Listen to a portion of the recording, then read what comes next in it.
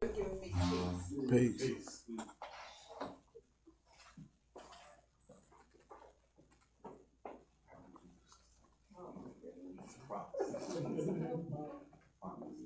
Islam. Islam. Islam. Islam. Islam. Islam.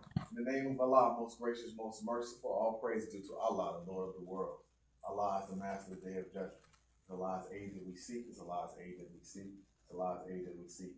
I give high honor to our illustrious prophet, the Prophet Noble Ali, who taught us the necessity of learning to love ourselves, and taught us of our higher self, and taught us of our lower self, and taught us that if we, what Brother Carpenter just read in chapter 3 is so beautiful, right? If we study ourselves and we continue to extract from ourselves, scientists extract from things. If we continue to extract internally from ourselves the thing necessary, then we can be ransomed from the perils of the lower self, and we will indeed be our higher self. And it's on us. It's on us. That's the one thing we cannot put on anyone else. Now, we can discuss all of the things social-wise that have happened to us, that have put us in these conditions, and they will all be well and true. And at the end of all of that, the only one who's going to save us is us. That's it. And so we've got to do the work of self. Islam. So I'm so thankful for our prophet for doing that, for bringing us the things necessary that we could be able to reach our own spiritual salvation. That was his job, to bring you the things necessary for you to reach your spiritual salvation. And he did a mighty good job. So we can't get mad at him if we don't reach our spiritual salvation. That's on us. That's on us. And so we're thankful and we honor him every time we get up here because of what it is that he did for us. Islam. He didn't have to when he did it. So I'm thankful for Prophet Noble Ali. I'm thankful for Martin Mosiah Garvey, who led the way, who was purity, who paved the way for the love to be found. I'm thankful for my ancestors. As I sit and we meditate every meeting, I ask my ancestors to guide me. And we're Muslims, boys, and people will say, "Are you Muslim? You're not supposed to." No. We understand the power of our ancestors. The prophet, another thing that sometimes you hear more say, Muslims will say, we not, those people in Africa, those not our people. Absolutely not. Listen, the prophet in the Holy Time of America said there's much wisdom to be learned from who? The descendants of Africa. So we've got wisdom to learn. That's us. That's right. We are the descendants of Africa, and we have much wisdom still to learn. And some of the wisdom from our people who are on the continent of Africa is that they honor their ancestors. And we have to honor our ancestors. This is a part of who it is that we are. When we are claiming our nationality, talking about the Moors and the Moors of old, those are our ancestors. When we get up here every time, we have to honor Prophet Noble Ali and honor Marcus Garvey. We are honoring our ancestors. When we honor our ancestors, we get back into the frame of mind and thinking of our ancient forefathers and foremothers. And when you get back into that frame of thinking, then the path that is set before us, as we begin to think of, it becomes to open up the way so that we can be spiritually evolved. Islam. So we have to honor our ancestors. So I honor them every time I sit down and meditate. I ask my ancestors, I say, ancestors, speak through me. Please speak through me. Allow the message that I'm giving to be a message that is from on high. Not something that's from me and it's from my own ego, but it is something that can be fulfilling and uplifting for people who need it. I ask my ancestors that every time. And so ancestors, I thank you and I honor you for fulfilling everything that I ask of you. Islam. And I give honor to all the members of the study group. I give honors to Temple number 11 and that official staff at Temple number 11. I give honors again to man because when man honors man, he honors his Father God Allah. Islam. In Arabic, chapter 1 of the Quran reads, Bismillahir Rahmanir Rahim, Alhamdulillahi Rabbil Alameen, Ar-Rahmanir Rahim, Maliki Yawmiddin. إياك نعبد وإياك نستعين اهدنا الصراط المستقيم صراط الذين أنعمت عليهم غير المغضوب عليهم ولا الضالين. That chapter is the opening, and every time a Muslim makes a lot, they say that. It's a beautiful, beautiful, beautiful expression. Just hearing the Arabic, you can feel a particular vibration. Read that chapter 1. It's called Al-Fatiha. There's another chapter in the Quran that's towards the end that is called Al-Ikhlas. and some translate it as purity, right? And Al-Ikhlas reads, Bismillahir-Rahmanir-Rahim, it reads, Qul huwa Allahu ahad, Allahu samad, lam yalid wa lam yulad, wa lam yakul lahu kufuwan ahad.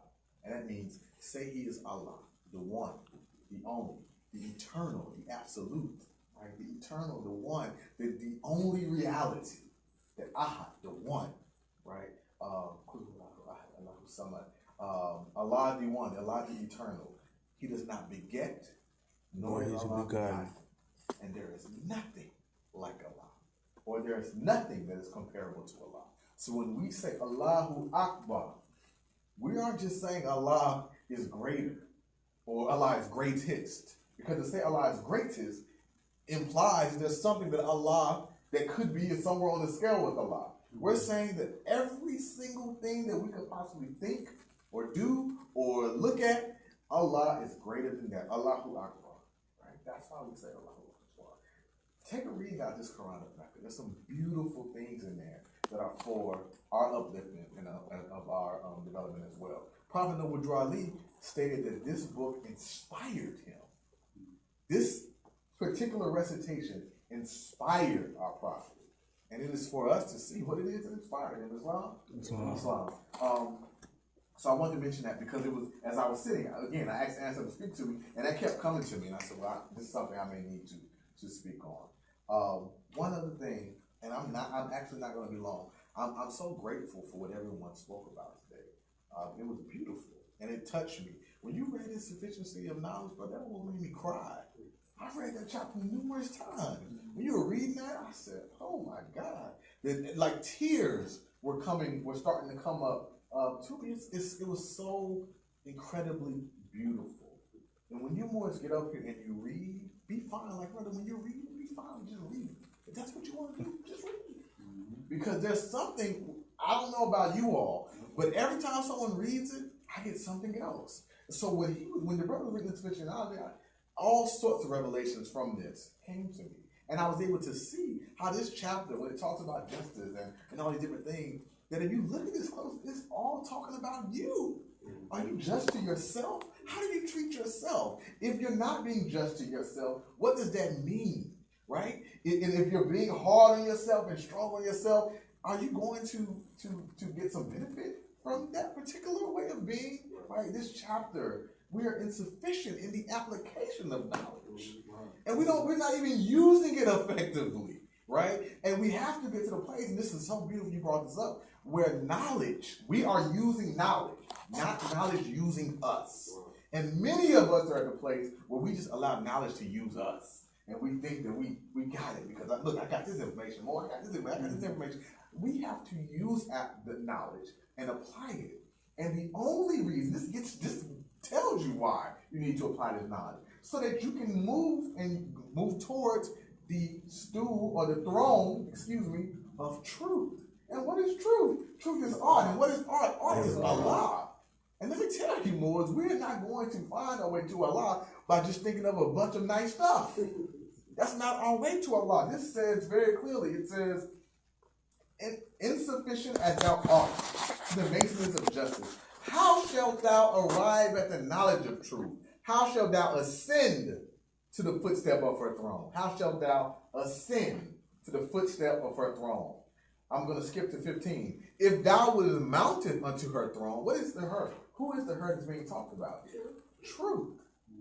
That's what's being talked about here. If thou wouldst mount unto her throne, first bow thyself at her footstool.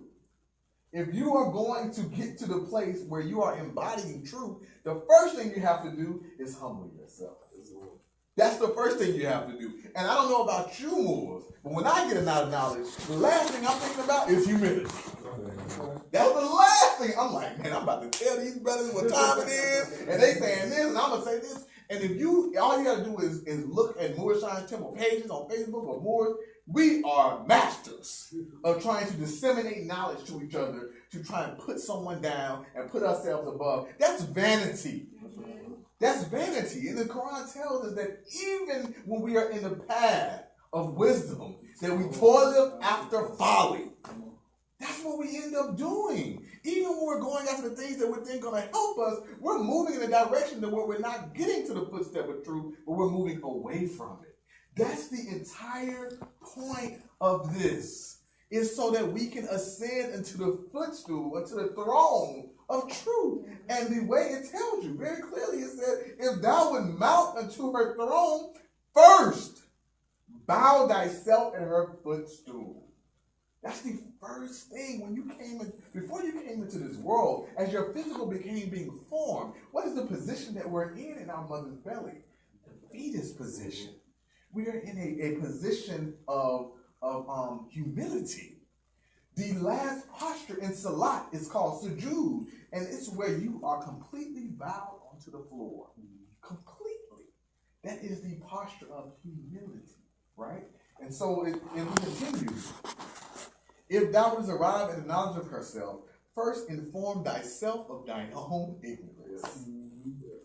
First inform thyself of thine own ignorance. Not, Brother Warren, you need to get a lot of information that I see. No, it says first, you gotta let yourself know your own ignorance. Where are you ignorant? That's the first thing that we have to do. More worth is she than pearls. Who is more worth than pearls? Truth. She is more worth than pearls. Therefore, seek her carefully. Be careful how you try and know the truth. Be very careful, right? Because if you're not informing yourself of your own ignorance, then you might not even be informing yourself of truth, right? And it can be very tricky. The emerald and the sapphire and the ruby are as dirt beneath her feet. Therefore, pursue her manfully. That's an interesting statement. To pursue her manfully, right? So we have this sort of this dichotomy of being humble, of being very having yourself in humility in a particular type of posture, but you also got to go. You can't hesitate. That's my thing. I don't know if I'm going the right way or not. I'm like, let me see if I no, go. That's what the decision you've made. Go. Anyone who's ever watched that video of those brothers, and I believe they're in Kenya, those three brothers who are going to the meat of a lion. A lion has killed this animal, and lions are eating this meat, and these brothers are in the bush. If you haven't seen this, watch this. And they're watching, and they stand up and they walk, and they have these sticks, and they just walk directly to the lion. And they say there can be no hesitation. Once we decide to go, we've got to go. He said, because if there is any hesitation, the lions can sense it. These three brothers, who probably weighed 150 pounds, soaking wet, walked directly up to where those lions were. And the lions run. They run. The brothers get the meat from the animal, and they walk off. Right? And so the first thing they did, though, before they moved to the line, the first thing, this is their first posture. It was here. And they were patient. They didn't move. And once they decided to move, they pursued it manfully. They went directly and they did not stop. Islam. The way to her is labor. You got to work. Yes. We've got to work. Yes. Listen, Moors, we have to be fine. Are we ready? Are we ready for change? Are you ready to begin to change your particular life? Are you ready to begin to change your life? Yes. Yes? We just got one more ready to change your life. Are we ready to change our lives? Yes, sir. I don't know. So if we are ready, or if we're not, the way to do this is through labor. Sister, I don't know. I'm not sure. Right? The way to her is labor. Attention is the pilot that must conduct thee into her port. Right? Attention. And so we have to, we talk about awareness a lot of Sundays. Attention is focus on something.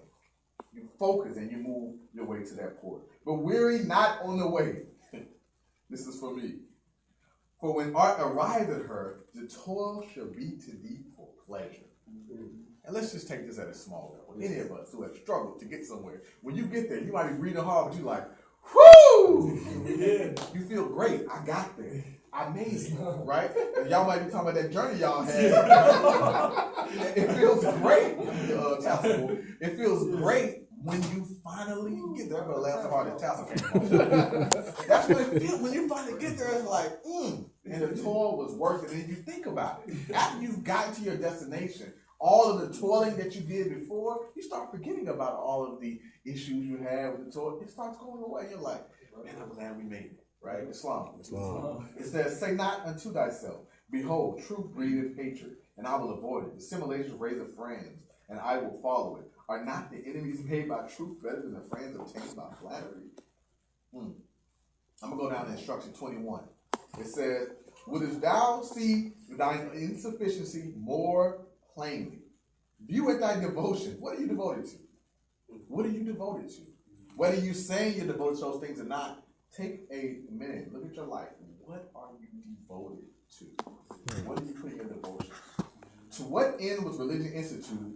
But to teach thee thine infirmities, to remind thee of thy weakness, to show thee that from heaven alone art thou hope for good.